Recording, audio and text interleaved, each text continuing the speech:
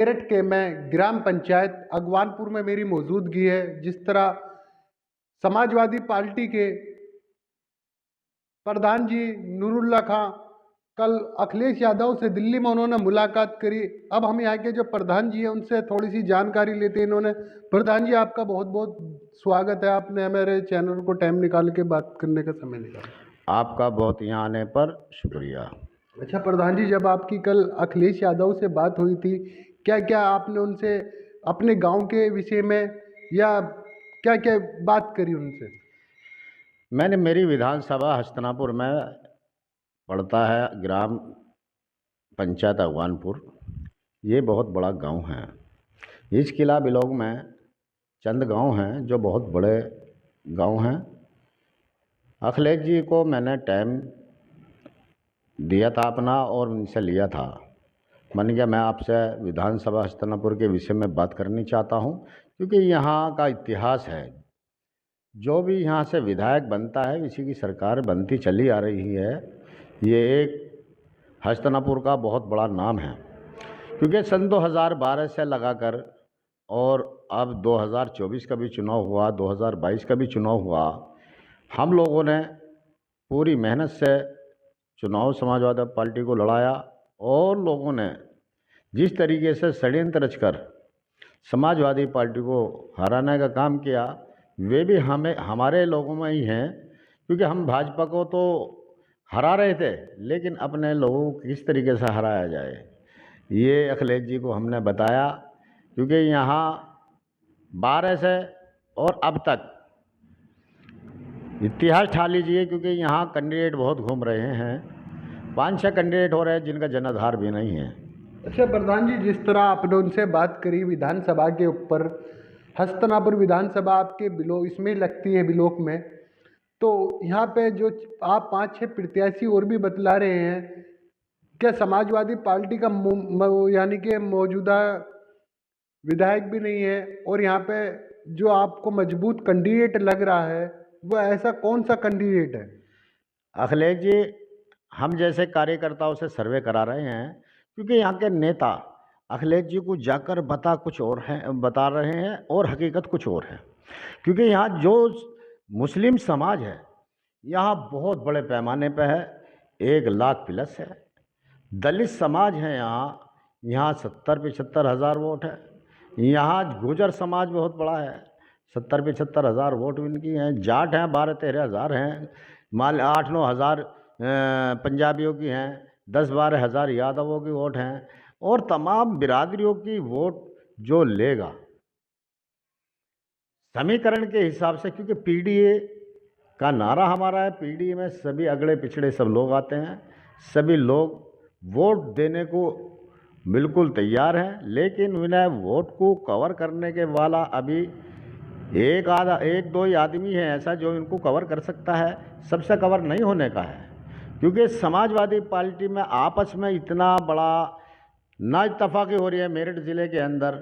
मुझे लगता है अगर इस तरीके से हालात रहे, अखिलेश जी को हमने बताया है इस बात को, क्योंकि पहले इन सबको एक जगह बिठा लीजिए, इनसे सबसे आपस में वार्ता करा लीजिए। क्योंकि यहाँ योगेश वर्मा का भी बहुत बड़ा नाम है, दलित समाज पूरा एकजुट है इसके साथ। आप 12 में देख लीजिए, 12 में दूसरे स्थान पर रहा है हमारे समाजवादी पार्टी के विधायक जो कैंडिडेट थे प्रभु दयाल। चैनल पे बोल रहा हूँ आपके, समाजवादी पार्टी के जब तक ये सब लोग अब एक जगह नहीं होंगे, हम कोई सी सीट नहीं जीत पा रहे। क्यों नहीं जीत पा रहे? क्योंकि एक दूसरे के जो कार्यकर्ता हैं वो आपस में भिड़ रहे हैं, एक दूसरे पर टोन मार रहे हैं। समाजवादी पार्टी एक बहुत बड़ा परिवार है। हमारी समाजवादी पार्टी हमारे एक दिलों में घुसी हुई है, रगों में घुसी हुई है। हम ज़मीन से जुड़े कार्यकर्ता हैं। हम अखिलेश जी से टिकट नहीं मांग रहे। हम 20-22 साल से समाजवादी पार्टी में काम कर रहे हैं। हम सक्रिय सदस्य हैं।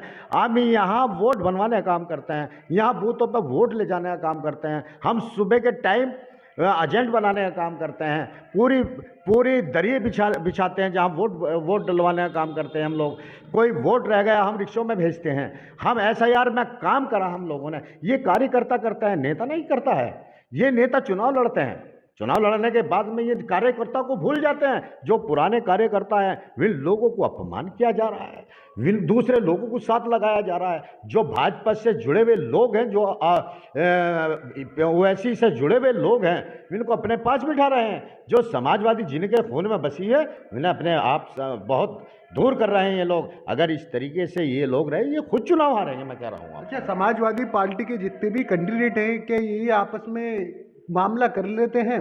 ये समाजवादी के जो नेता हैं, ये समाजवादी को जिताने वाले नहीं हैं, ये समाजवादी को हरा रहे हैं। जब खुद अब इतना, ये देखिए शाहिद मंजूर साहब 2200 वोट से आज जीते। मान लिया जाए ये क्या ना अतुल प्रधान है, ये 10-12 हज़ार वोटों से जीते। आई समझे, अगर वो दूरीकरण हो गया वोटों का, जैसा मैसेज है जो दलित समाज ने आपके वोट दिया था, शाहिद मंजूर साहब को भी दिया, अतुल प्रधान को भी दिया, रफ़ीक अंसारी को भी दिया, गुलाम मोहम्मद साहब को भी दिया, दक्षिण पे भी दिया है, क्योंकि दलित समाज हम लोगों से जुड़ रहा है समाजवादी पार्टी से। अगर दलितों का बड़ा चेहरा कौन है यहाँ?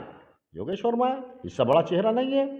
क्योंकि वो बुलंदशहर से एमपी का चुनाव लड़ा है, वो इनकी पत्नी मेयर रही, इनका चुनाव लोकसभा में हमारे लोगों ने खुद हरा दिया। चुनाव हारे नहीं, हम जीत रहे थे बहुत बड़ी वोटों से। राम ये लाए, राम कहने लगे राम को जिताओ। यहाँ सरकार ने जिता दिया, लेकिन वहाँ लोकसभा में जब बैठते हैं, इन्हें पीछे की सीट दी जा रही है, इनका अपमान किया जा रहा है, मेरठ का अपमान है। हमारे जो अयोध्या से चुनाव जीते हैं, राम मंदिर, वहाँ से इन लोगों को भगा, इन्होंने राम मंदिर बनाया। समाजवादी पार्टी ने विनी के गढ़ में समाजवादी का एमपी बनाया, और माननीय अखिलेश यादव जी ने अपनी बगल में कुर्सी दी, सम्मान दिया। हर कार्यकर्ताओं को सम्मान देते हैं। जब कोई फोटो आ जाता है फेसबुक पे, तो इन नेताओं के चीस लगनी शुरू हो जाती है कि हमारी शिकायत तो नहीं कर दी। कार्यकर्ता कभी किसी की शिकायत नहीं करता, वो पार्टी के हित की बात करता है कि किस तरीके से सरकार आए। क्योंकि बहुत टाइम हो गया, 10 साल हो गए मुकदमे झेलते झेलते, उत्पीड़न होते होते 10 साल हो गए हैं। जब सरकार आएगी, जो समाजवादी के कार्यकर्ताओं पर मुकदमे लगे हुए हैं, मैं कहना चाहता हूं कि अखिलेश जी ने कहा कि तुम्हारे सबके मुकदमे वापसी होंगे। अपने लोगों की मदद करो, गरीब लोगों की मदद करो, जहां संघर्ष की ज़रूरत है वहां करो, आवाज़ उठाओ। हम लोग समाजवादी पार्टी की आवाज़ उठा रहे हैं, हम गरीब लोगों का काम कर रहे हैं, हम ग्राम प्रधान हैं। हम जिम्मेदारी के साथ कहते हैं कि हम अपने यहाँ से हर बूथ जिताया है। शाहिद मंजूर साहब लड़े, यहाँ किठौड़ विधानसभा थी, हमारा बिल्कुल उसमें शाहिद मंजूर साहब को पूरा साथ दिया। पूरा अफगानपुर के अंदर जिस तरीके शाहिद मंजूर साहब को जिताने का काम किया, यहाँ परवेज़ हलीम का गढ़ था हमारा गांव। लेकिन जब शाहिद मंजूर साहब जुड़े थे, हमारे पूरे अफगानपुर ने एक मुश्त होकर शाहिद मंजूर साहब को जिताने का काम किया। इसके बाद में शाहनवाज राणा आया, शाहनवाज राणा को एक तरफा वोट दिए। डॉक्टर यशवीर आया एमपी का चुनाव लड़ने के लिए, विनय एक तरफा वोट दी। प्रभु दयाल आया है चुनाव लड़ने के लिए, प्रभु दयाल को एक तरफा वोट दी।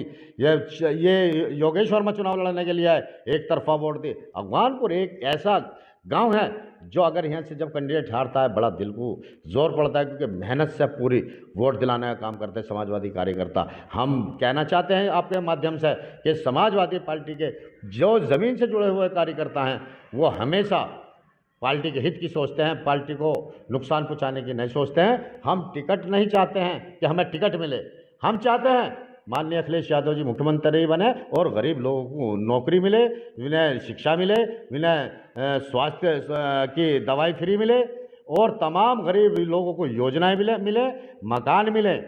हमारी सोच है।